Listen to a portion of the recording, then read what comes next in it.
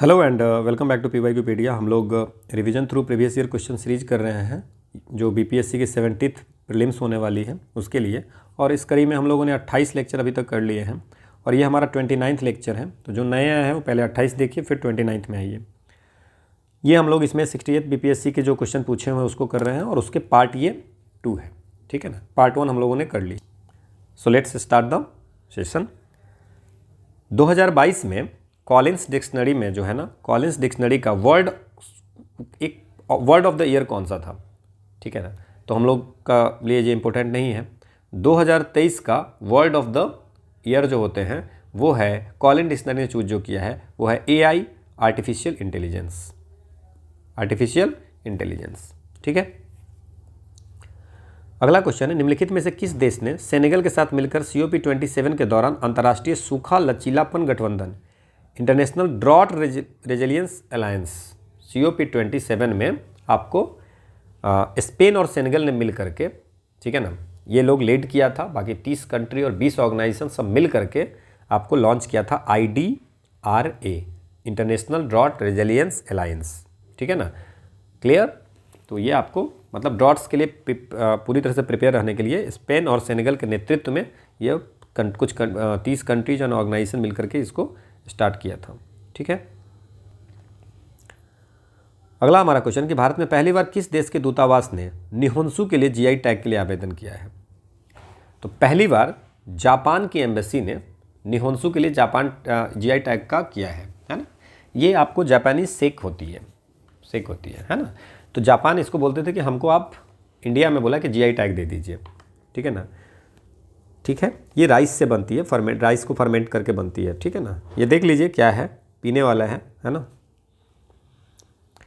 निम्नलिखित में से किस अंतरिक्ष एजेंसी ने यह घोषणा की कि उसने अपने इक्विलियस अंतरिक्ष यान को, नाम है इसका, है ना, आगे बढ़ाने के लिए भाप का सफलतापूर्वक आपको उपयोग किया है। So which of the following space agency announce that it had successfully use steam to propel its equals spacecraft. तो ये है आपको जाक्सा जो है वो जापान की आपको स्पेस एजेंसी है, ठीक है ना। और ये किसके हैं भाई, सुपार्को किसके हैं, सुपार्को स्पेस एजेंसी किसके हैं, ये हैं पाकिस्तान के। याद रख लीजिए, बस इतना याद रखिए। इसमें ज़्यादा पढ़ के कोई फ़ायदा है नहीं इसमें, क्योंकि पुराने भी न्यूज है। सुपार्को पाकिस्तान के, जाक्सा जापान के, नासा US के है। इससे ज़्यादा क्या करोगे इसमें। अक्टूबर 2022 में लॉन्च किए गए टेस्ला ह्यूमनॉइड रोबोट का नाम क्या है। तो टेस्ला ने जो किया है उसका नाम जो है वो है ऑप्टिमस। ये अभी भी न्यूज में है, तो ये आप ये याद रख सकते हो। पहले इन्होंने सोचा था कि 2024 में प्रोडक्शन करेंगे और अब बोल रहे हैं कि 2025 में, है ना, 2026 तक अवेलेबल होगा। तो ऑप्टिमस ये याद रखेंगे। तैरता हुआ सौर ऊर्जा यंत्र बिहार में पहला कहाँ है। तो पहला जो है सो आपको दरभंगा बिहार में है। कहाँ पे है, दिलवरपुर दरभंगा बिहार में, है ना। दूसरा कहाँ पे है, ये है सुपौल में, ठीक है ना। क्लियर। अगला है कि वर्ष 2019-20 के आर्थिक सर्वेक्षण के अनुसार किस जिले की प्रति व्यक्ति आय सबसे कम है। तो ये आपको अभी 23-24 के भी जो 23-24 में भी जो आई है उसमें भी प्रति व्यक्ति आय जो है सो सबसे कम जो है शिवहर है, फिर अररिया है, फिर सीतामढ़ी है। वर्ष 2021-21 के लिए नीति आयोग SDG रिपोर्ट के अनुसार बिहार राज्य का स्कोर कितना रहा था। तो SDG इंडेक्स जो है सो नीति आयोग निकालती है। तो 2023-24 के लिए, 2023-24 में देखते टॉप परफॉर्मर कौन थे, केरला, है ना। और बेस्ट परफॉर्मिंग आई थी जिसमें 79 पॉइंट थे। लोएस्ट परफॉर्मर जो थे हमारा बिहार था, जिनको 57 पॉइंट्स आए थे। कितने आए थे, 57 पॉइंट। उसके बाद झारखंड के भी 62 पॉइंट आए थे, ठीक है। तो सबसे लोएस्ट जो था वो बिहार, जिसके 57 पॉइंट थे। खेलो इंडिया महिला टूर्नामेंट में पहली बार किस खेल को शामिल किया गया था। तो खेलो इंडिया में वहाँ पे ट्रैक साइकिलिंग को पहली बार शामिल किया गया था, ठीक है, department of sports, ministry of youth affairs के द्वारा। निम्नलिखित में से किसे अगस्त 2022 में GI टैग से सम्मानित किया गया है। तो हमेशा कुछ ना कुछ होती रहती है। अभी अगर हम बात करें रिसेंट का, देख लीजिए, अरुणाचल प्रदेश, वेस्ट बंगाल के, अरुणाचल प्रदेश का 2 है, आदि केकिर, ये आपको अदरक की वैरायटी है।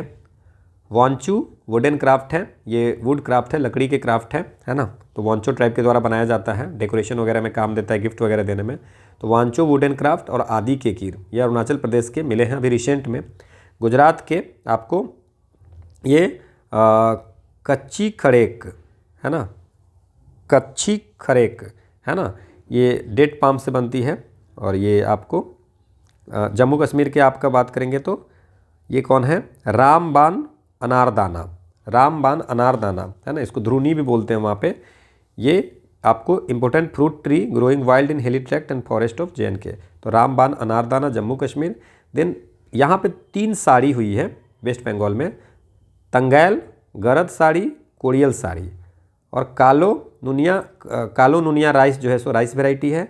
और सुंदरबन हनी को भी आपको जो है सो GI टैग मिला। तो रिसेंट में जहाँ जहाँ जिसका मिला है वो आप कर लीजिए।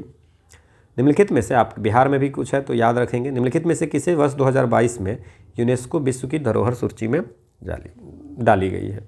तो इसमें है लंगट सिंह कॉलेज को, बोधगया नालंदा महाविहार को। तो देखिए अगर आप बात इसमें करेंगे अभी हाल में जो जोड़ा है उसको आप देख लीजिए। 2024 में जो जोड़ा है वो आपको 43 जो होगा है ना, पहले ये 43 टोटल है अभी है ना, ठीक है। हाँ, आपके एग्जामिनेशन से पहले कुछ जुड़ जाए तो मत बताना। इंडिया में 43 है। तो इसमें मोदियम्स को आपको मिला है 2024 में असम के, ठीक है, जोड़ा गया है। और Hoysala temple of Belur, Halebid and Somanathapura को 2023 में जो कर्नाटक में है उसको ऐड किया गया था। और शांति निकेतन वेस्ट बंगाल को भी आपको 2023 में ऐड किया गया था। इससे पहले आपको कल्चरल साइट जो है सो 32 थे, मिक्स साइट एक ही है, मिक्स साइट आपको हमारा मिक्स साइट एक ही है, और नेचुरल साइट जो है सो 7 है, ठीक है ना। तो ये भी आपको ध्यान रखना है कि टोटल मिक्स साइट कितने हैं, नेचुरल साइट कितने हैं और कल्चरल साइट कितने हैं, ठीक है। और अगर आप बात करेंगे कि सर ये बता दीजिए इसमें कि बिहार में कौन कौन से हैं, तो ये है आपको महाबोधि टेम्पल कॉम्प्लेक्स बिहार, और महाबोधि है, और नालंदा महाविहार भी आपको आर्कियोलॉजिकल साइट ऑफ नालंदा महाविहार, ये भी आपको यूनेस्को हेरिटेज साइट में है। तो ये भी है और ये भी है, ठीक है ना। बाकी अभी जो रिसेंट वाला है वो याद रखेंगे जो मैंने आपको बताया है। मोदियम्स 2024 में असम का है, उसको ऐड किया गया है। 2020 में बिहार गेंद कितना रैंक आया था 36 state in the ease of doing business, जो business perform action plan awarded by business reform action plan, ठीक है। तो ये आपको बिजनेस रिफॉर्म एक्शन प्लान के द्वारा ease of doing business award दी जाती है। उसमें बिहार का कौन सा पोजीशन था, तो ये आपको पोजीशन था उस समय 26वां पोजीशन था, 26th पोजीशन था, ठीक है, नॉट इम्पोर्टेंट। 28 नवंबर 2022 को मुख्यमंत्री नीतीश कुमार द्वारा गंगा जल आपूर्ति योजना का उद्घाटन किस स्थान पर किया गया है, तो ये आप बोधगया याद रख सकते हैं कि गंगा वाटर हर घर में पहुंचाने की बात हुई थी। ये आपको कौन सी डिस्ट्रिक्ट में आपको राजगीर है ना, कहाँ सी डिस्ट्रिक्ट में पहुंचानी थी, राजगीर नालंदा में। तो ये याद रखिए कहाँ पहुंचाना था। और नालंदा और गया के बाद में, नालंदा मतलब राजगीर, नालंदा और गया के बाद ये जो है सो नवादा में भी दिया जाएगा। तो ये 3 डिस्ट्रिक्ट याद रखिएगा, ये दोनों को बाद इस नवादा में भी दी जाएगी। अगला क्वेश्चन है कि विच of the following association boards declared equal pay for main and women player, किसने कहा है कि भाई वेमेन, और तो BCCI जो है सो इन्होंने कहा है कि मेन और वेमेन प्लेयर का जो दोनों का जो पेमेंट होगी वो इक्वल होगी। पिछले 10 वर्षों में राज्य का शहरीकरण बहुत तेज़ी से बढ़ा है। 2011 की जनगणना के अनुसार बिहार में शहरीकरण का स्तर कितना था, बहुत बार हम लोगों ने बात कर ली है, और अभी कितना है। तो 2011 की जनगणना में बिहार का था 11.3%, जो अभी हो गया है 16.2%, ठीक है। तो रिसेंट डाटा में बता रहा हूँ 16.2%। अगला है कि in the end of its mountainous journey at Attock the Indus river is joined by which river, Afghanistan में इंडस रिवर किस रिवर से ज्वाइन करती है, ये आपसे पूछ रहा है। अटॉक में अपनी पहाड़ी यात्रा के अंत में सिंधु नदी अफगानिस्तान के किस नदी से जुड़ती है, तो काबुल रिवर जो है, काबुल नदी जो है वो आपको इंडस रिवर से, अटॉक पाकिस्तान, अटॉक कहाँ पे है, यह है पाकिस्तान में, ठीक है ना। क्लियर, समझ गए, बस इतनी ही याद रखनी है आपको, है ना। अगला है कि निम्नलिखित में से कौन सा विश्व में सुप्रचारित वन्यजीव अभियान है जिससे 1973 में शुरू किया गया था। कौन से अभियान को 1973 में शुरू किया गया तो आप हम ये भी हम लोग पढ़े हैं कि प्रोजेक्ट टाइगर जो है, टाइगर कंजर्वेशन का 1973 में स्टार्ट किया गया ministry of environment forest climate change के द्वारा, और इसको जो देख रेख करता है वो NTCA national tiger conservation authority. अगला है कि ट्रोपोस्फेयर के बारे में कौन सा सही है, ये भी हम लोगों ने पढ़ा हुआ है। It is the topmost layer of the atmosphere, troposphere. The temperature true कौन सा है, the temperature at this layer increases with the height, it's average height is 13 kilometre. तो ट्रोपोस्फेयर की एवरेज हाइट जो है सो आपको 13 किलोमीटर है, ये सही है। और टॉप मोस्ट लेयर जो है सो सबसे ऊपरी नहीं है, क्योंकि एक्सोफेयर आते हैं, टॉपो आती हैं, फिर स्ट्रेटो आते हैं, फिर मेशो आते हैं, फिर थर्मो आते हैं, फिर एक्सो आते हैं। तो ये आपका गलत हुआ। और temperature at this layer increases with the height, height के साथ साथ टेम्परेचर जो है सो डिक्रीज करता है इसमें। ठीक है, तो आंसर क्या हो जाएगा, सही कौन सा है, तो एवरेज हाइट जो है सो 13 किलोमीटर। देख सकते हैं इसमें, है ना, सैटेलाइट रहती है एक्सोस्फेयर में, है ना, स्पेस वगैरह। Southern continent broken from, Pangaea से जो कॉन्टिनेंट ब्रेक हुआ है उसका क्या नाम है, लॉरेशिया, गोंडवाना लैंड, प्रशांत महासागर, क्या है, तो ये आपको गोंडवाना लैंड। अगर आप इसमें देखेंगे तो ये पैंजिया हुआ करती थी, इसमें लॉरेशिया और गोंडवाना लैंड हो गया, है ना। ठीक है, the Arctic region and the Antarctic continent are situated near, कहाँ पे सिचुएटेड है, सहारा डिजर्ट में, अमेजन बेसिन में, नॉर्थ एंड साउथ पोल में। तो डेफिनेटली आपको पता होगा कि जो आपकी कंटिनेंट्स है आर्कटिक रीजन और एंटार्क्टिक रीजन, ये आपको नॉर्थ और साउथ पोल में है ना। आर्कटिक यहाँ पे है नॉर्थ पोल में, और एंटार्क्टिक जो है सो साउथ पोल में सिचुएटेड है। Which state of India have common border with Myanmar, तो आपसे पूछ रहा है कि कौन सी स्टेट जो है सो इंडिया की है ना, जिसकी म्यांमार के साथ बॉर्डर लगती है। तो 4 स्टेट हैं, आपको 4 स्टेट है। One is the Arunachal Pradesh, one is the Nagaland, Manipur, Arunachal Pradesh है। तो कौन कौन सी बॉर्डर है, अरुणाचल प्रदेश, नागालैंड, मणिपुर, मिजोरम। ठीक है, सबसे ज़्यादा अरुणाचल प्रदेश के साथ बॉर्डर है, तो Arunachal Pradesh, Nagaland, Manipur, Mizoram. So A should be the answer. So A answer आपका होगा। अरुणाचल प्रदेश 520 किलोमीटर, नागालैंड, मणिपुर, मिजोरम, ये आपको म्यांमार के साथ बाउंड्री है।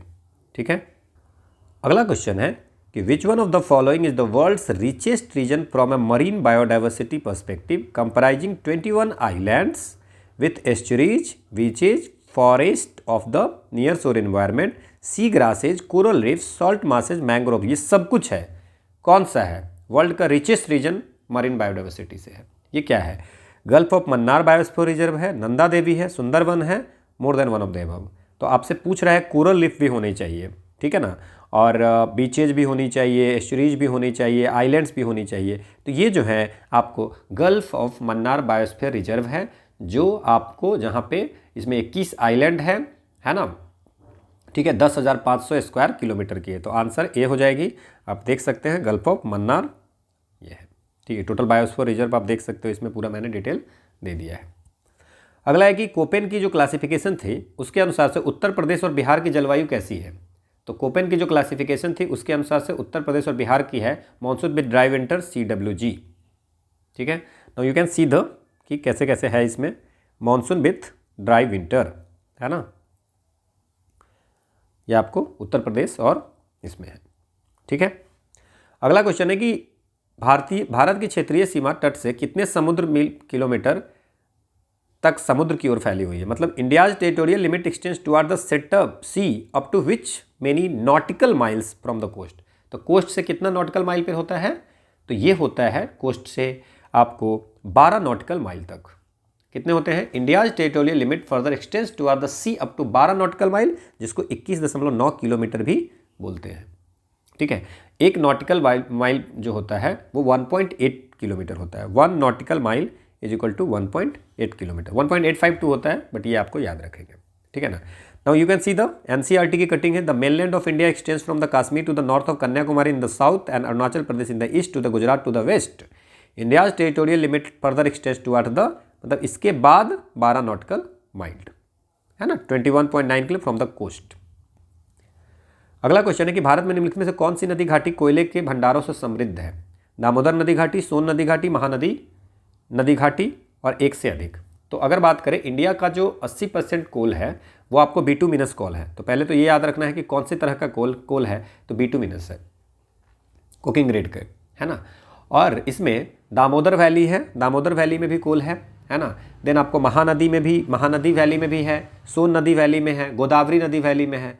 तो जितने भी कोल रिजर्व है ये सब यहीं पे है। So we can say that कि more than one of the above answer हो जाएगा।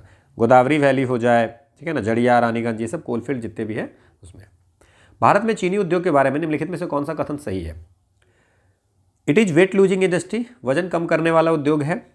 Maharashtra has emerged as the leading sugar producer country in the country, बिल्कुल सही है। उत्तर प्रदेश थे सेकेंड, महाराष्ट्र उत्तर प्रदेश में हमेशा लड़ाई होती रहती है, तो कोई टॉप में और कोई नीचे जाता रहता है, ठीक है ना। सो अभी हाल में तो उत्तर प्रदेश टॉप में चला गया, महाराष्ट्र सेकेंड में चला गया। तो दोनों आपको, ये उस समय था महाराष्ट्र और ये उत्तर प्रदेश जो है सो फर्स्ट पे था, महाराष्ट्र सेकंड पे चला गया था। तो sugar industries weight losing industry है। वो क्यों है? क्योंकि जो शुगर की जो एक्सट्रैक्शन होती है शुगर केन से, उससे लॉस, वेट की लॉस होती है। जैसे मान लीजिए शुगर केन आपने देखा है, अब शुगर केन से जो आपको शुगर निकलता है तो ये कितना वेट का होता है और इसमें से शुगर जो बनता है तो उसका वेट क्या होता है। सो दैट इसलिए इसको बोलते हैं weight losing industry. So this is also right. तो more than one of the above is the answer. अगला क्वेश्चन है, ग्रीष्म के अंत में पूर्व मानसून वर्षा होती है जो केरल और कर्नाटक के तटीय क्षेत्रों में एक सामान्य घटना है। इसे स्थानीय रूप से किसे क्या कहा जाता है? Towards the end of summer, जब गर्मी खत्म होती रहती है तो प्री मानसून वर्षा होती है जो आपको केरला में कॉमन है और कोस्टल एरिया कर्नाटक में भी कॉमन है। इसको क्या बोलते हैं? ब्लोजम सावर्स बोलते हैं, नॉर्वेस्टर्स बोलते हैं या मैंगो सावर्स बोलते हैं? तो इसको बोलते हैं मैंगो सावर्स, ठीक है ना। इसको अप्रैल रेन भी बोलते हैं, समर सावर भी बोलते हैं और इसको मैंगो सावर भी बोलते हैं। सो आंसर हो जाएगा मैंगो सावर्स। ये आपको जरूरी होती है, help in the ripening of mango को पकाने में, इसलिए इसको मैंगो सावर्स बोलते हैं। The atmosphere is mainly heated by the, atmosphere जो है सो शॉर्ट वेव से हीट होती है या रिफ्लेक्टेड सोलर रेडिएशन से या लॉन्ग वेव से। तो ये क्वेश्चन हमने पढ़ा हुआ है कि जो हमारा जो है सो जो इंसोलेशन होती है सन से, है ना, तो शॉर्ट वेव के फॉर्म में होता है। इंसोलेशन जो हमें अर्थ पे आता है वो शॉर्ट वेव के फॉर्म में होता है, शॉर्ट वेव के फॉर्म में होता है, ठीक है। जब अर्थ गर्म हो जाता है ना तो आपको लॉन्ग वेव फॉर्म में कन्वर्ट हो जाती है, ठीक है ना। तो लॉन्ग वेव फॉर्म की तरफ भेजता है, तो इससे एटमॉस्फेरिक जो है सो गर्म हो जाती है। इसको टेरेस्ट्रियल रेडिएशन भी बोलते हैं, ठीक है। अब ये लॉन्ग वेव रेडिएशन है वो आपको जो गैसेस पार्टिकल्स होती है आपको, जैसे carbon dioxide, green house gases, वो आपको एब्जॉर्ब कर लेती है, जिसके कारण आपको टेम्परेचर बढ़ जाती है, ठीक है ना। समझ में आ गया? जैसे मान लीजिए सन से आपको शॉर्ट वेव रेडिएशन आई, यहाँ पे कुछ तो रिफ्लेक्ट हो जाती है, कुछ आपको सन से आ गई, कुछ एब्जॉर्ब हो गया, कुछ आपको यहाँ से रिफ्लेक्ट हुई, ठीक है ना। तो रिफ्लेक्ट जो होती है वो आपको लॉन्ग वेव रेडिएशन बन जाती है, मतलब कि यहाँ पे अर्थ पे टक्कर खा करके लॉन्ग वेव बन जाती है। और यहाँ पे जो कुछ जो आपको कार्बन डाइऑक्साइड ये सब रहती है, ग्रीन हाउस गैसेज, वो कुछ एब्जॉर्ब कर लेते हैं, जिसके कारण एटमॉस्फेयर में टेम्परेचर रहती है। तो ग्रीन हाउस गैस जरूरी भी है बट टू मच ठीक नहीं है। भारत के निम्नलिखित में से किस राज्य की सीमा बिहार में अधिकतम जिलों से लगती है? ठीक है ना। तो उत्तर प्रदेश, झारखंड में आपको उत्तर प्रदेश, तो बिहार के, है ना, उत्तर प्रदेश झारखंड जो है सो बिहार के 8 डिस्ट्रिक्ट को शेयर करती है। वेस्ट बंगाल जो है सो 3 डिस्ट्रिक्ट के साथ में, नेपाल 7 डिस्ट्रिक्ट के साथ में, ठीक है। तो ये याद रखेंगे, उत्तर प्रदेश और झारखंड जो है 7 डिस्ट्रिक्ट है। Now you can see the district: Katihar, Bhagalpur, Banka, Jamui, Nawada, गया, औरंगाबाद, रोहतास। 1 2 3 4 5 6 7 8 डिस्ट्रिक्ट झारखंड का। उत्तर प्रदेश का west Champaran, Gopalganj, Siwan, then Saran, then Bhojpur, then Buxar, then Kaimur. 1 2 3 4 5 6 7 और एक रोहतास, 8, ठीक है। और वेस्ट बंगाल के साथ अगर बात करेंगे तो बस 3 ही है: किशनगंज, पूर्णिया, कटिहार, ठीक है। अगला है कि निम्नलिखित में से कौन सा भागलपुर से मिर्चा चौकी की ओर रेल मार्ग में बिहार का अंतिम रेलवे स्टेशन कौन सा है? So last station in Bihar on train route from Bhagalpur to Mirza Chowki, ठीक है। ये आपको कौन सा है? मिर्जा चौकी जो रेलवे स्टेशन है वो आपको मालदा रेलवे डिवीजन में है, ईस्टर्न रेलवे जोन में, ठीक है ना, झारखंड में। मिर्जा चौकी कहाँ पे है? झारखंड में। तो बिहार से झारखंड जाने में सबसे लास्ट स्टेशन जो है उसका नाम है अम्मापल्ली रेलवे स्टेशन, अम्मापल्ली रेलवे स्टेशन। अगला है कि बिहार में खनिज उत्पादन के संदर्भ में आपको कुछ चीज़ें दी हुई, उसके पर बात करनी है आपको। जमुई जिलों में सोने के भंडार पाए जाते हैं, ये बिल्कुल सही है। अभी बहुत दिन न्यूज आया था कि बहुत ज़्यादा 200 अराउंड 200 मिलियन टन जो है सो गोल्ड रिजर्व है जमुई में, तो इसलिए आपको ये वाली हो गई। दूसरा है कि रोहतास में पाइराइट का सर्वाधिक भंडार है। बिहार में जितने भी पाइराइट्स मिलते हैं उसके 95% जो है सो बिहार में है, ठीक है ना। इसका यूज जो होता है वो आपको सल्फ्यूरिक एसिड को प्रोड्यूस करने में होती है, ठीक है। अब ये कहाँ कहाँ है? आपको कैमूर में है, मुंगेर में है, रोहतास है ना, तो ये भी याद रखना है। अच्छा, एक चीज़ और ध्यान रखना है इसमें, और सॉरी, ये जो आपको प्राइमरी फाइंड मिलती है वो रोहतास में मिलती है, सबसे ज़्यादा रोहतास में मिलती है ना। तो रोहतास में पाइराइट का सर्वाधिक भंडार है। चूना पत्थर कैमूर, मुंगेर एवं रोहतास में पाया जाता है, ये बिल्कुल सही है ना। लाइमस्टोन जो होते हैं कैल्शियम कार्बोनेट्स की होते हैं, है ना। तो ये कैमूर, मुंगेर और रोहतास में के डिस्ट्रिक्ट में पाए जाते हैं, ठीक है ना। ये सीमेंट बिजनेस जो होता है वो इसको यूज करता है, ठीक है। सो उपयुक्त में से, तो इसमें हम लोग को तीनों सही है, तो इसके जो ऑप्शन होंगे मतलब कि इन तीनों में से उपयुक्त में से कोई नहीं, है ना। मतलब कि आंसर होना चाहिए 1, 2 और 3, तीनों के तीनों सही है ना। तो ये उपयुक्त में से अधिक जो है ना इन सेंस में, इस सेंस में बोल रहा है कि ए बी सी में से ए भी सही है, बी भी सही है, वैसा बोल रहे हैं, है ना। तो ये अब उपयुक्त में से कोई नहीं, और बीपीएससी ने इसको आंसर दिया है उपयुक्त में से कोई नहीं, ठीक है ना। इसमें ए एंड बी भी बोला जा सकता था क्योंकि 1, 2, 3 तीनों सही है, बट आप इतना कॉन्सेप्ट याद रखिए कि 1, 2, 3 तीनों के तीनों सही है। अगला है कि बिहार में बहने वाली पवित्र नदी फल्गु जो है किस नदी के संगम से बनती है? तो फल्गु जो है सो कन्फ्लुएंस जो होती है दो नदी है, एक है आपको नीलांजन नदी, जिसको लीलाजन भी बोलते हैं, निरंजन भी बोलते हैं, नीलांजन भी बोलते हैं, और मोहना नदी के संगम से बनती है, ठीक है ना। तो निरंजन भी इसको बोलते हैं फल्गु को, ठीक है। बोध गया में है, जिस नदी के किनारे बुद्धा जी बैठे थे। बिहार में निम्नलिखित में से किस स्थान पर पहली बार चाय बागानों की स्थापना हुई थी? तो बिहार में जो टी गार्डन जो होता था सबसे पहले आपको ठाकुरगंज में बिठाया गया था, है ना, ठाकुरगंज एरिया में बिठाया गया था। तो आंसर याद रखना है ठाकुरगंज, इससे ज़्यादा पीएचडी नहीं करनी है। बिहार के निम्नलिखित जिलों का आरोही जनसंख्या वृद्धि के अनुसार से सही क्रम चूज कीजिए। डिकेडल पॉपुलेशन ग्रोथ का, ये भी हम लोगों ने डिस्कस किया हुआ था। डिकेडल पॉपुलेशन ग्रोथ जो है सो आपको बिहार का 25.42% है। डिकेडल मतलब 2001 में जो था उससे 2011 में 25%, 25.42% बढ़ा है। और सबसे ज़्यादा कहाँ पे बढ़ा है? मधेपुरा। सबसे ज़्यादा मधेपुरा में 31.12%, 2001 से 2011 तक में 31.12% पॉपुलेशन बढ़ गई एक दशक में। और सबसे कम है गोपालगंज में, सबसे कम जो गोपालगंज में है वो 19.02% है, ठीक है। ठीक है, तो ये अब अगर आप क्वेश्चन जो पूछा है आपको, तो इसमें मधेपुरा का सबसे ज़्यादा है, तो ये ऑप्शन तो होगा ही होगा। एक ही ऑप्शन ऐसा है जिसमें मधेपुरा का सबसे ज़्यादा है, देन किशनगंज सिवान। अगर किशनगंज सिवान का आपको डेटा चाहिए तो किशनगंज का 30% है और सिवान का 22% है, तो आंसर जो होगा ये होगा। अगला है कि बिहार में कृषि आधारित उद्योगों में किस खाद्य उद्योग का प्रभुत्व है? जो एग्रो बेस्ड इंडस्ट्री है उसमें कौन सा है? सेरल बेस्ड इंडस्ट्री है या पल्स बेस्ड है या शुगर केन इंडस्ट्री है? तो बिहार में सेरल बेस्ड इंडस्ट्री का जो है सो सबसे ज़्यादा बोलबाला है, ठीक है ना। सेरल, पल्स, ऑयल सीड वगैरह सब है, तो सेरल बेस्ड पे सबसे ज़्यादा है। A form of matter has no fix shape but it has a fixed volume, an example of this matter. एक पदार्थ के एक रूप का कोई निश्चित आकार नहीं होता है, लेकिन इसका एक निश्चित आयतन होता है। इसका उदाहरण आप दीजिए, है ना। फिक्स शेप नहीं होता बट फिक्स वॉल्यूम होता है।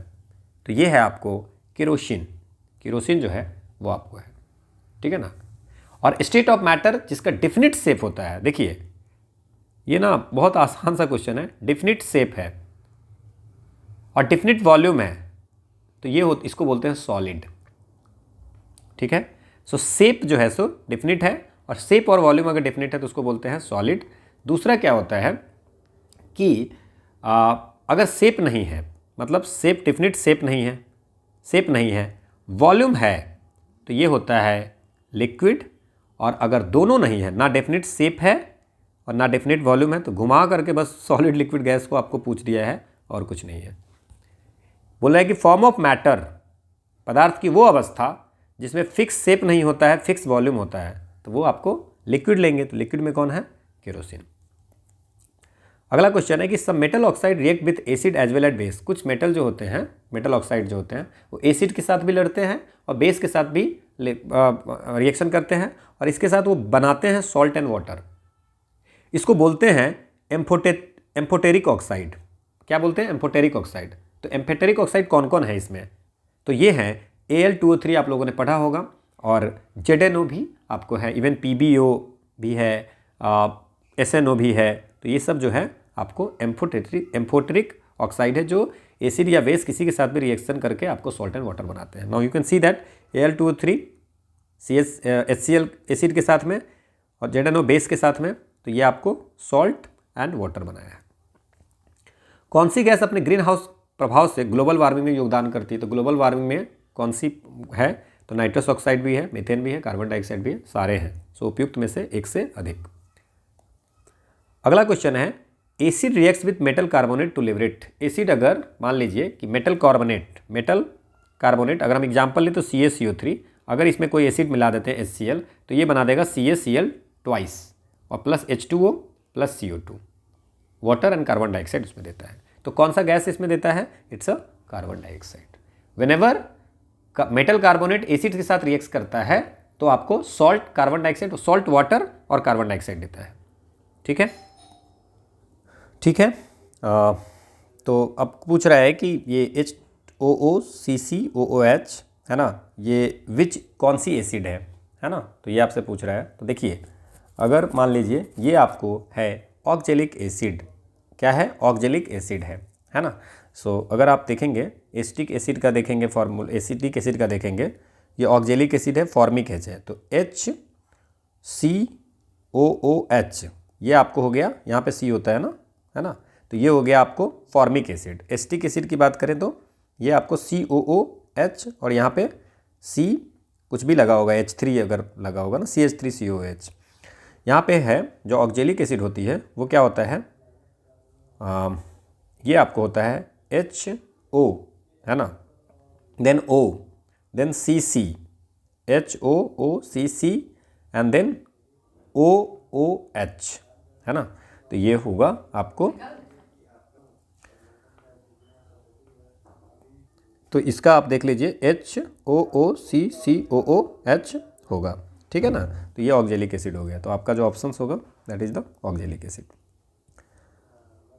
अगला क्वेश्चन है you have been provided with 3 test tubes, one of them contains distilled water, other 2 contain, एक में एसिडिक सॉल्यूशन है, देखिए 3 है, one is the acidic solution, एक बेसिक सॉल्यूशन है और एक वाटर है, मतलब न्यूट्रल की बात कर रहे हैं लोग, ठीक है। तो इसमें आपसे पूछ रहा है अब कि कौन सा रेड लिटमस ब्लू हो जाएगा। तो रेड लिटमस ब्लू किस में हो जाएगा? तो सब में अगर लिटमस डालेंगे रेड और ब्लू डालेंगे, ठीक है ना। तो अगर 2 पत्ती हैं रेड एंड ब्लू, तो रेड एंड ब्लू अगर हम लोग वाटर में डालेंगे जो न्यूट्रल सॉल्यूशन है, तो रेड लिटमस रेड ही रहेगा, ब्लू लिटमस ब्लू ही रहेगा, ठीक है। अगर एसिडिक सॉल्यूशन में रेड लिटमस को डालेंगे तो रेड ही रहेगा, लेकिन ब्लू भी रेड हो जाएगा, ठीक है। और इसमें अगर हम लोग डालेंगे तो रेड जो है सो ब्लू हो जाएगा और ब्लू तो ब्लू ही रहेगा, ठीक है ना। तब सर याद कैसे रखेंगे, भूल जाते हैं हमेशा। तो देखिए, याद रखना है कि बेसिक सॉल्यूशन में ब्लू सेम रहता है, ब्लू सेम रहता है, मतलब रेड जो है सो चेंज हो जाता है। समझ में आया? अगर ये आप याद रखिएगा कि ब्लू बेसिक सॉल्यूशन में, वाटर में तो दोनों में से कोई चेंज नहीं होता है, रेड लिटमस भी चेंज नहीं होता, ब्लू में भी चेंज नहीं होता है, बट बेसिक सॉल्यूशन बी से बेसिक, तो ब्लू इसमें चेंज नहीं होता है तो रेड चेंज होगा, और ब्लू इसमें चेंज नहीं होता है तो एसिडिक में रेड चेंज नहीं होगा, इसमें ब्लू नहीं होता, इसमें रेड नहीं होगा, 2 ही तो हैं ही, तो इसमें ब्लू से रेड हो जाएगा। तो इस तरह से आप याद रख सकते हैं।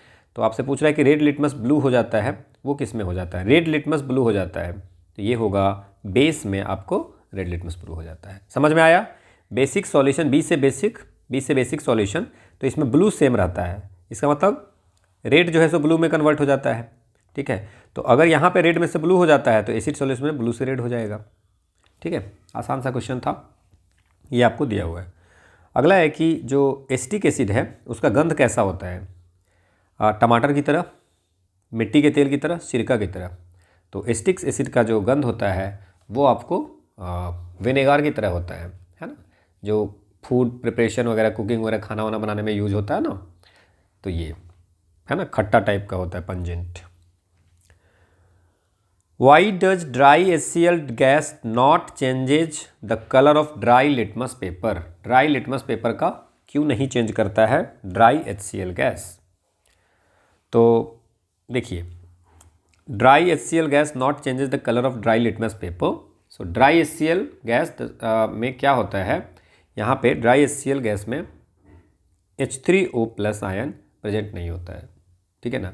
तो लिटमस की जो पेपर होती है ना वो कलर चेंज करता है, colour changes only when it is has presence H3O+। तो H3O+ रहेगा, इसीलिए सॉल्यूशन में आपको लिटमस पेपर की आपको चेंज होती है कलर, ठीक है ना, सॉल्यूशन में। तो जहाँ पे H3O+ आयन नहीं होगा वहाँ पे नहीं होगा चेंज। और ये सूखा हुआ HCl गैस है, this is not a aqueous solution, कोई नहीं है। अगर एक्वस सॉल्यूशन होगा तो याद रख लेना है H3O+ आयन होगा तभी वो दिखाएगा, H3O+ नहीं होगा तो नहीं होगा, ठीक है ना। तो ये आपको बस इतना याद रखना है, लिटमस पेपर में नहीं चेंज क्यों होता है। इसमें से ऑड कौन सा है? सीमेंट की सेटिंग, कोयले का जलना, फल का पकना। तो फल का पकना जो होता है ये होता है केमिकल चेंज, केमिकल चेंज होती है।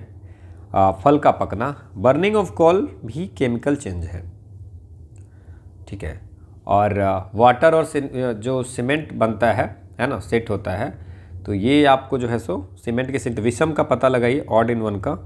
तो इसमें से सीमेंट की सेटिंग भी होती है, ये भी एक केमिकल प्रोसेस है, हाइड्रेशन होता है, पानी मिलने से आपको रिएक्शन करता है। तो दिस इज ऑल्सो कॉल्स, तो इसमें से कोई भी नहीं है ऑड, सब सारे केमिकल चेंजिंग ही है। अगला क्वेश्चन है कि हीरा और ग्रेफाइट के बारे में कुछ चीज़ें। तो हीरा और ग्रेफाइट पे क्वेश्चन पूछा हुआ है पहले और हमने बताया हुआ है। So they have same crystal structure, दोनों के सेम क्रिस्टल स्ट्रक्चर है। They have same degree of hardness, आपको पता है कि कठोरता सेम नहीं होता है, ग्रेफाइट कमज़ोर होता है, हीरा सबसे ज़्यादा हार्ड होता है, तो ये तो गलत ही हो गया। इलेक्ट्रिकल कंडक्टिविटी आपको जो है सो ग्रेफाइट की ज़्यादा होती है, हीरा की नहीं होती है, ये भी गलत हो गया। सेम क्रिस्टल स्ट्रक्चर भी नहीं है, ये ग्रेफाइट और डायमंड जो है सो दोनों बना होता है कार्बन से, और ये एलोट्रॉप्स हैं, है ना, ठीक है ना। बट तो ये इतना याद रखिए। तो इसमें से पूछ रहा है आपसे कि कौन सा सही है, तो ये कोई भी सही नहीं है।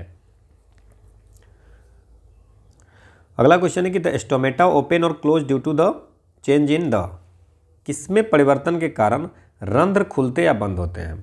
तो ओपनिंग और क्लोजिंग ऑफ स्टोमेटा जो है सो किस कारण से होते हैं, ये आपसे पूछ रहा है ना। तो गैस एक्सचेंज को रेगुलेट करने के लिए और वाटर बैलेंस को प्लांट में रेगुलेट करने के लिए ये आपको ओपनिंग और क्लोजिंग होती है, ठीक है ना। सो वाटर में और एक्सचेंज में, तो आंसर क्या हो गया, ये आपको amount of water in cells, इसको जो है सो परिवर्तन के आपको जो है सो स्टोमेटा ओपनिंग एंड क्लोजिंग होती है ना। So stomata opening and closing is the process that regulates the gas exchange and water balance in the plant, ठीक है ना। So opening and closing of stomata close, stomata open. और ये जो process होती है वो control by 2 main cells called the, उसको गार्ड सेल बोलते हैं, जो इसको कंट्रोल करता है, ठीक है ना। हाँ, गार्ड सेल जो है सो वाटर अपटेक कंट्रोल वगैरह सब यही करते हैं, है ना। Chlorophyll absorbs green and blue wavelength, green and red, red and blue, more than one of the above.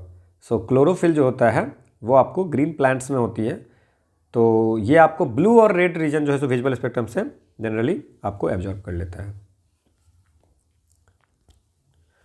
अगला है कि विच of the following is not a correct match, है ना।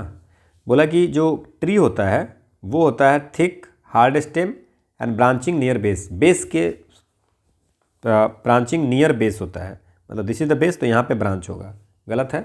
ब्रांच जो है सो हमेशा ऊपर की तरफ होता है, तो नॉट करेक्ट में यही हो गया। हालांकि अब हम बात करते हैं कि what is the creeper. What is the creeper? लता जो होता है उसमें वीक स्टेम होती है बिल्कुल, और वो सीधा नहीं खड़ा रह सकता, उसको किसी सहारे से वो चलता है। जैसे आपकी लौकी के पेड़ है, वो लौकी का आप देखे होंगे लता, तो उस तरह से क्रीपर, ठीक है ना। तीसरा है petiole, attach leaf to stem, ठीक है ना।